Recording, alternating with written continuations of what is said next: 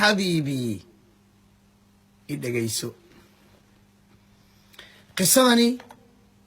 waa qiso cajaa'ib badan waqti dheerna u baahan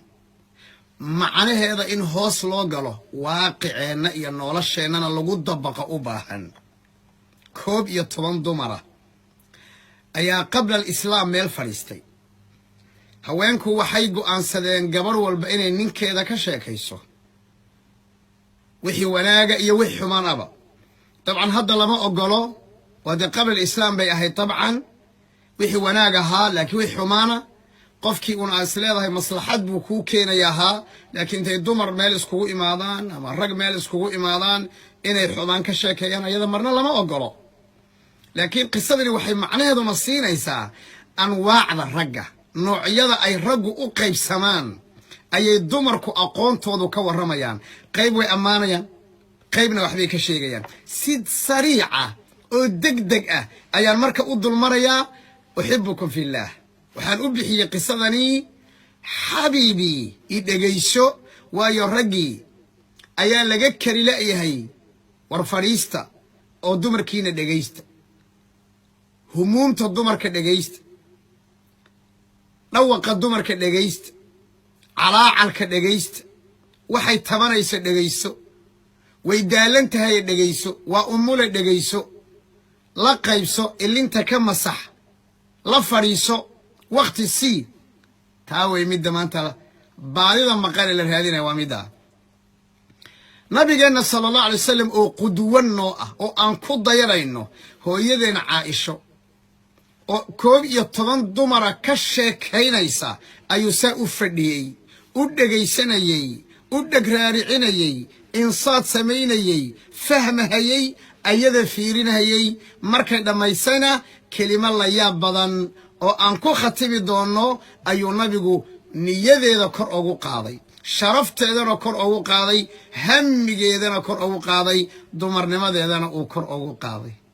إلا دقيسا قصدي واتن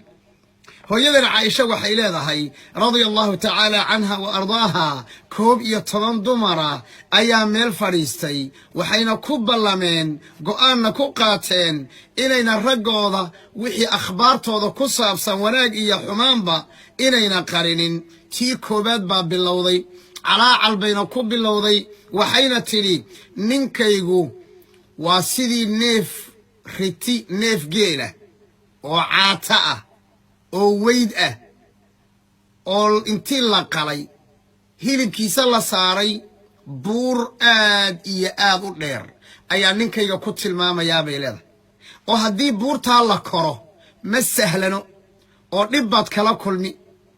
hadii la kori hadii aad iska kortood iska rafaadana waxaad u tagaysaa ayay leedahay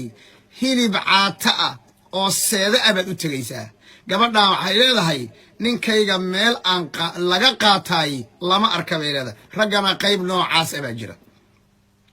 raga qayb noocaas ah oo riti caata ah oo weyda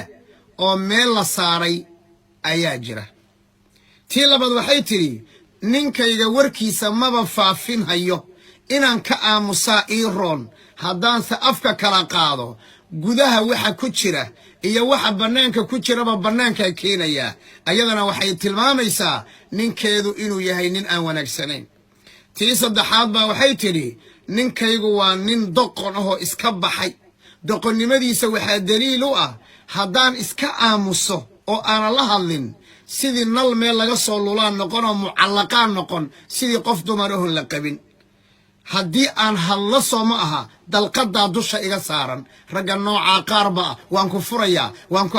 waxaad samayso waan ku furayaa waxaad iiso waan ku furayaa raga qaarba noocaas haddaan aamusana sidii nal meel ka soo laalaado kale tii afraad waxay tiri anigu waa ka duwan yahay ninkaygu nimankiina waa dooxo waa meel barwaaqo ah ninkaygu mana kululo ninkaygu mana qaboobo ninkayga anigu kama baqo maxaa la yiraahdaa qorqodana ma aha wax qorqodana ma aho nin guriga iga baarbaara ma aha bayt tiishana waxay tiri ninkaygu hadduu soo galo wuxuuba noqdaa shabeel waa maxay وهلمان بدي هاي بالشبال كليلي أما هرد بدي هاي بالليلي أنت والله شيء أما قلم بدي وجماع بدي أنت والله شيء هدي وبحنا واللي بح بيلي هايو رجع أكتوضا من اللي تمها أنا جمرك أن لا تشوفنا إمرني أو حاول وانين إسكي هالمانسية هوانين قيمة بدنك وأمانة ساق برضو يعني هذا وحلا ولا يسأل عما عين وحو إيدي بي إما باربار وحن محظوظ ما يسيو وحن حاجات دكتية إما أقوله وقتها حلاقي عيسنا يا وإلا وحي أهميد والبا إن حلقة جوني الله قديه تيتضبط لحد وحيتني نينكيغو وحن وقتها الله هاي صدح الريموت كو أنت كستونسية إبر أنتو كدقوا مردين عبيتان كستونسية أنتو عبوها مارسن نول بأنتو عنو إذا مياسو صومالي مدينشين هادانا مركي وقتك تشيف كلا جارنا قداتكو إيسو دويا ودربي وسيتشي سنايا alah islaamtaana way calaacash gacan ba nooma soo taagayo si uu ogaado dareenka aan iyo jacaylka asaga noo haya gogosha bay ka calaacalaysaa iyo haddana cunta badni tii toddobaad waxay tiri ninkaygu nin kastoo adduunka joogo oo doqora cudurka ku dhucuu qabaa kullu daa'in lahu daa cudur walba waa uu qabaa maxaa ka mid a cudurka haddaan dhaho lafu idilaacinaya ama waa ijabinaya ama wuu iskugu kaydarayaa raggana qaar gacantu ka soo horrayso oo daraab oo dumarka garaaca ayaa jira gabadhii sideed waxay tiri ninkaygu waa ka duwan yahay nimankiina carafta markaan u leexdo waa miskiga midka ugu carfoon taabashada xaggeeda markaan aadana waa nin jirkiisu uu raaxo badan yahay gabadhaana halkaasi oga baxday gabdhaha qaarna way ammaanayaan qaarna waxbay ka sheegayaan gabadhii sagaalaad waxay tiri ninkaygu waa deeqsi baalka la yidhaahdo dambaska yagu intaasuu dhan yahay xoolaha yagu mar alla markii ay dareerayaan in yar baa ka dareerta deeqsinimay ku ammaanaysaa tobnaad waxay tiri ninkayga maalig baa la yidhaahdaa geel badan buu leeyahay sidoo kale ninkaygu waa nin deeqsi ah kadib bay waxay ka warrantay abuzarcin waxay xadiid umuzarci baa la yidhahdaaba waxay ka warrantay maxaa la yidhahdaa sida uu dhagaheeda ugu buuxiyey maxaa la yidhahdaa dahabka waxay ka sheekaysay sida uu halkeedan hilib ugu yeelay waxay ka sheekaysay siduu nafteeda khaadimiin iyo ugu qabtay oo sharaf ugu yeelay aad bay oga sheekaysay gabadhaas ayada ah ninka la yidhahdo abuzarcin bay ka sheekaysay hooyadii bay ka sheekaysay gabadh shaqaale oo guriga joogtay ka sheekaysay gabadh ayadu ay dhashay bay ka sheekaysay jaariyadii bay ka sheekaysay inay tahay gabadh xataa aan warka faafinaynin gabadh aan wasakh badnayn oo araajo ah aynan ahayn gabadhaha ka duwan inay tahay laakiin waxay tiri maalin maalmaha ka miduu baxay ayadoo dhulku barwaaqayo oo ciirta la lulanayo ayuu baxay si haweeney wuxuu arkay garooba oo laba wiil oo yar yara hoosta ku haysato malaha ayada ka sii yar qurux badan waaba ifurayo ayadii buu guursaday